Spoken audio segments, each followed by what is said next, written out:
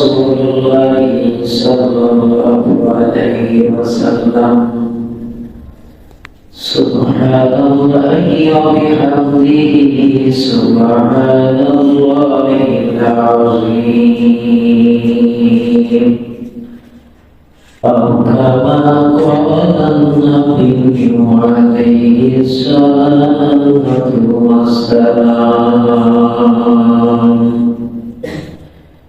إن الله وملائكته يصلون على النبي يا أيها الذين آمنوا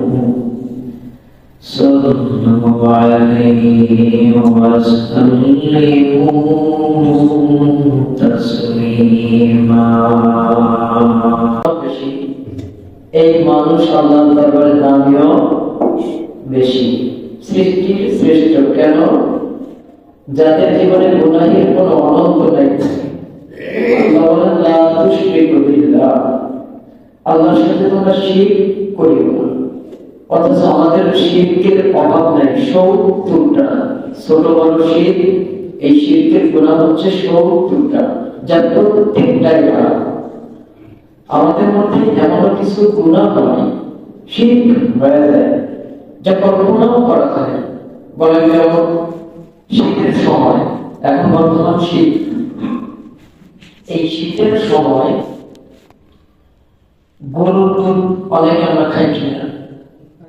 খাওয়ার পরে আমাকে খেয়েছে একটু ফ্রেশ অথবা যার আমার সাথে এখন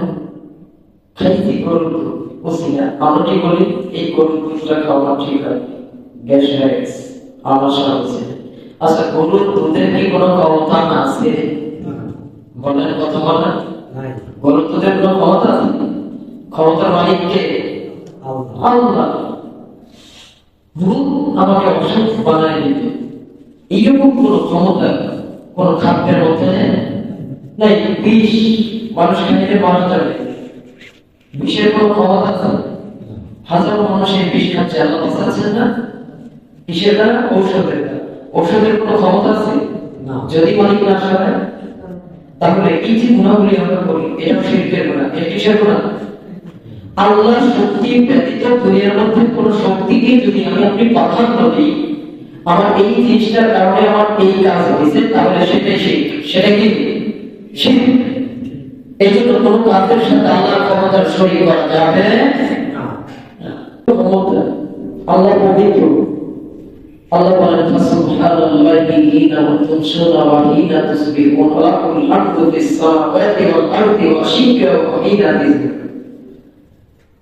দুনিয়ার এমন কোন সৃষ্টির ক্ষমতা নাই আমি আল্লাহ যেটাকে নিষেধ করি সেই কাজটা কর এমন ক্ষমতা দুনিয়ার কারো নেই বরং দুনিয়ার কোন কিছু ক্ষমতা যাহা কিছু কেউ পারে না সেটা পারেন কে অসম্ভবকে সম্ভব করাই আল্লাহর কাজ এই জন্য মালিকের স্মরণ রাখতে হবে নবীকে উলামায়ে কেরামকে হাদিসে কুদসির মধ্যে আল্লাহ রাসূল সাল্লাল্লাহু আলাইহি সাল্লামকে আল্লাহ নিজে ঘোষণা করে বলেন এ আমার হাবিব আপনি আপনার উম্মতকে জানায় দেন যে ব্যক্তিগুলো উলামায়ে কেরামের সম্মান বুঝবে না কথা বুঝবে না ইচ্ছা অনুযায়ী কাজ করবে নিয়মনীতি ভঙ্গ করবে সে কখনো দায়িত্বশীল হতে পারে না যারা উলামায়ে কেরামের সাথে বিরোধিতা করবে সম্মান বোঝার দিককে অবহেলিত করবে আমার আল্লাহর নিজের ইচ্ছা হয় ওই উলামায়ে কেরাম বিদ্বেষী মানুষগুলোর প্রতি আমি আল্লাহর জিহাদ ঘোষণা করেছি বলি না নাউযুবিল্লাহ কি মনে করেন নিজেকে কোনো ক্ষমতার দাম নেই আমি মানুষ পৃথিবীতে আসছি আমার ক্ষমতা সামান্য সময় আমার দায়িত্ব কি সামান্য সময় উলামায়ে কেরামের দায়িত্ব কি এখনো আছে কিয়ামতের ময়দান পর্যন্ত থাকবে ইনশাআল্লাহ এত পরিবর্তন হবে না সম্মান দেওয়ার মালিক কে অত ইতমান কাশা তুদিল্লু মান কাশা কে আদিদাল খাইর ইন্নাকা আলা কুল্লি শাইইন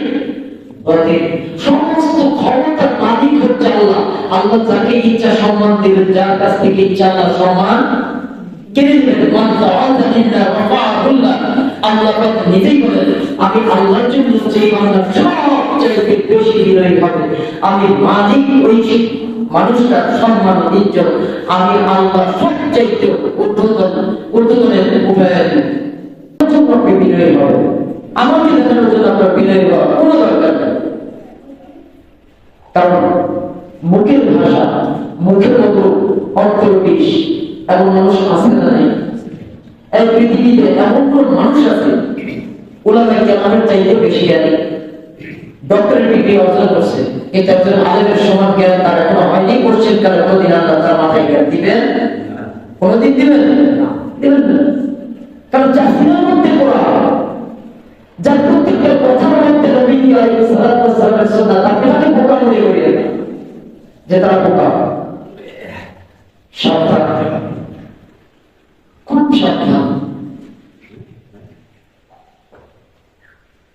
আবু সাইদ নবীকে দেখছে কিনা? নবী দেখেন ফেরাউন, কারুন, হামান, সাদ্দাত আল্লাহ রাসূলকে দেখছে, কি মানছে? তার কি বলছে? মুসলমানদের ক্ষতি করতে হলে মুসলমানের রূপ ধারণ করতে হবে, কথা ঠিক কিনা? কারণ মুসলমানের ক্ষতি করতে হলে 11,000 লক্ষ খ্রিস্টান মুসলমান হয় বিনা ওষুধে 9 বছরের মধ্যে করছে ঢাকা বাতিল কথা বলেন না। প্রতিষ্ঠানকে প্রতিদিনের কোথা কথা হলো তার সত্য কিনা? যত সাহায্য করতেছেন তত জ্ঞান দেব। দেখুন আসলে